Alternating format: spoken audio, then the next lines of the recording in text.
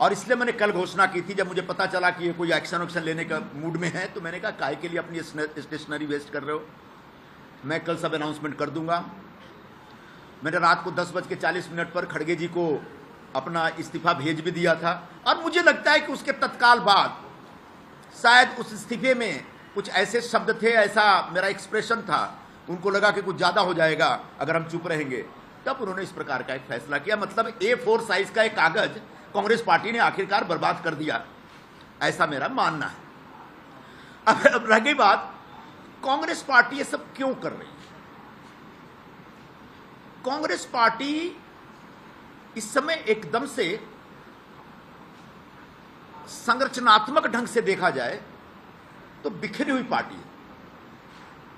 वैचारिक तौर पर तो दिशाहीन है, ऐसा कई लोगों ने कई बार कहा, कांग्रेस पार्टी के लोगों ने ही कहा, लेकिन संरचनात्मक तौर पर एक पूरी तरह से बिखरी हुई पार्टी है।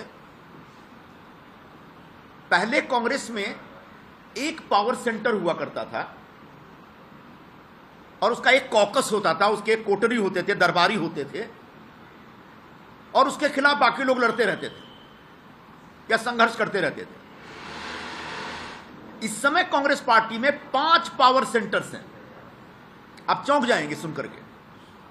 अब पूछेंगे 5 पावर सेंटर कौन कौन से हैं, और पांचों के अपने कॉकस है, पांचों की अपनी लॉबी है, और पांचों की जो लॉबी है वो आपस में टकराती रहती है, एक दूसरे को मारने में लगी रहती है। और उसमें बहुत सारे लोग, हमारे जैसे लोग जो किसी भी लॉबी का कोई बाहरी हिस्सा नहीं है, वो अक्सर तकलीफ में रहते हैं, और मैं अकेला नहीं, ऐसे लाखों लोग हैं कांग्रेस पार्टी से जुड़े। तो जो 5 पावर सेंटर है उसमें सबसे पहले तो परमादरणीय सोनिया गांधी जी का एक पावर सेंटर है, उनके आसपास के लोग हैं। दूसरे आदरणीय राहुल गांधी जी का भी एक अपना पावर सेंटर है, उनके आसपास भी एक कोटरी है जो अपनी दुकान चलाता रहता है।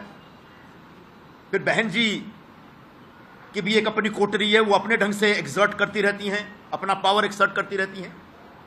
अध्यक्ष महोदय हैं, उनका भी एक पावर सेंटर बन गया है। उनके आसपास जो लोग हैं वहां तो ऐसे ऐसे लोग हैं जिनके पास कोई राजनीतिक अनुभव नहीं, कोई राजनीतिक आधार नहीं, अचानक उनके साथ जुड़ के वो हाईकमान बन गए और इस तरह की बातें करते, इस तरह की भाषा का इस्तेमाल करते जो मैं आपके सामने यहां प्रस्तुत नहीं कर सकता।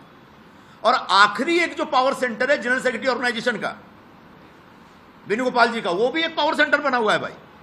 वो भी अपने ढंग से अपनी राजनीति करते रहते हैं।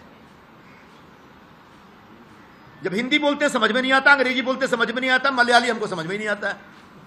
एक ऐसा आदमी पिछले इतने वर्षों से बैठा हुआ है और संगठन लगातार गर्त में जा रहा है, संगठन लगातार बुरे खराब दौर में, खराब हाल में।